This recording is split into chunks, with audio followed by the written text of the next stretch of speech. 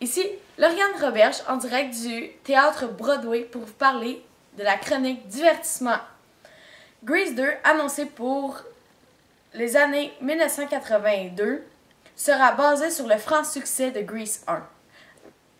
Mettant en vedette l'acteur, danseur, chanteur et producteur de cinéma américain John Travolta et sa fameuse Cindy Olivia Newton-John. Beau dommage, un nouvel album québécois sera basé sur l'amour d'une vie qui a passé. Par la suite, Corbeau avec Marjo annonce un prochain spectacle dans les années 90 qui sera, on l'espère, aussi populaire que le premier dans les années 1973 qui a fait au-dessus de 1000 spectateurs.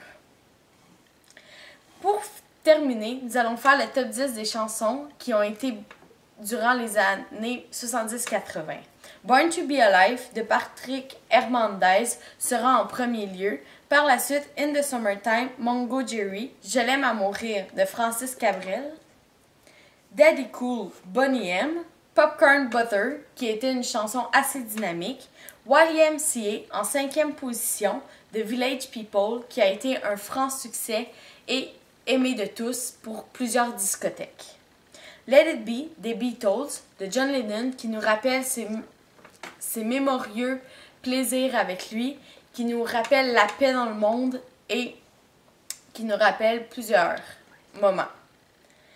Pour un flirt de Michel DePage, qui est un peu moins connu, mais qui devra être connu dans les premières années, puisque cette chanson calme, mais tout à fait dynamique, nous rapporte à l'amour d'une vie.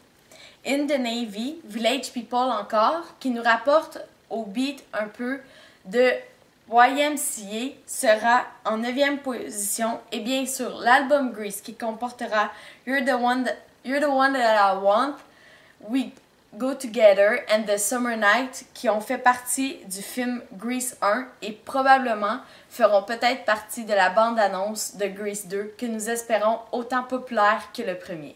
Merci. Ici, c'était